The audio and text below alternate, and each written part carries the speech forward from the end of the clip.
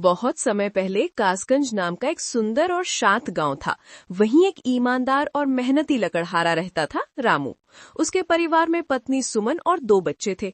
आमदनी कम थी, पर रामू हमेशा संतोष से जीता था। रामू रोज सेठ लालचंद के यहाँ लकड़ी काटने का काम करता था।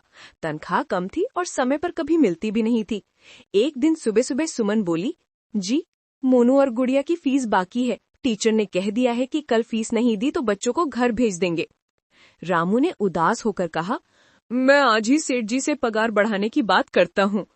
उस दिन जंगल में लकड़हारे आपस में इसी बात की शिकायत कर रहे थे कि सेठ लालचंद उन्हें पूरा पैसा नहीं देता, छोटे छोटे बहाने बनाकर पगार काट लेता है। शाम को जब सब पगार लेने पहुंचे तो हर बार की तरह सेठ ने फिर बहाना बना दिया, अभी माल नहीं बिका है, 2 दिन बाद लेना। लकड़हारे मजबूरी में लौट आए। सुमन, आज भी पगार नहीं मिली। सुमन चिंतित हो गई, तो बच्चों की फीस का क्या होगा? रामू ने दिलासा दी, बस 2 दिन और इंतजार कर लो। 2 दिन बाद जब पगार मिली तो फिर कम। हरिया की पगार कम कर दी गई और रामू की भी। जब रामू ने पूछा तो सेठ बोला, बाजार में लकड़ी सस्ती हो गई है, जितना दे रहा हूँ बस वही मिलेगा, चाहिए तो लो वरना कहीं और काम ढूंढ लो। बेबस रामू पैसे लेकर घर आया। उस रात सुमन बोली, ऐसे कितने दिन चलेगा, कुछ और काम ढूंढिए। रामू ने निश्चय किया कि वो लकड़ी काटने के बाद दूसरा काम भी ढूंढेगा।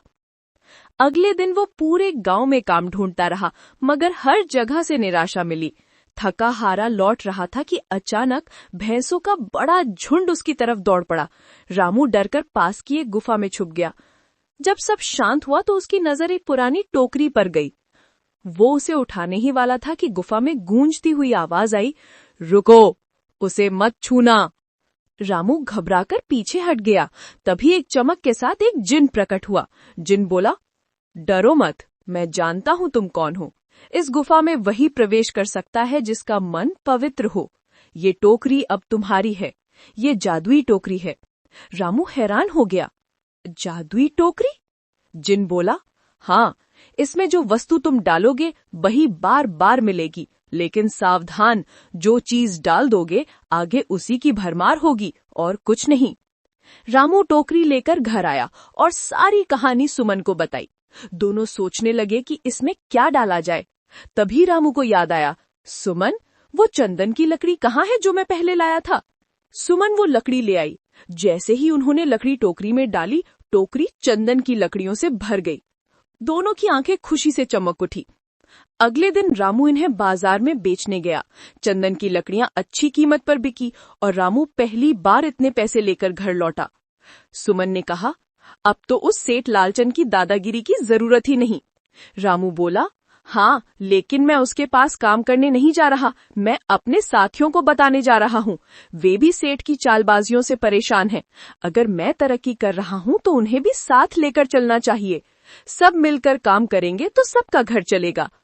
सुमन मुस्कुराई और बोली, आप सही कह रहे हैं, मिलजुल कर काम करेंगे तो हम सबका भविष्य बदलेगा। और उसी दिन से रामू ने फैसला किया कि वो अपने साथ काम करने वाले सभी ईमानदार लकड़हारों को साथ लेकर नया व्यापार शुरू करेगा, जहां मेहनत का असली हक मिलेगा और किसी को लालचंद जैसे सेठ के आगे झुकना नहीं पड़ेगा।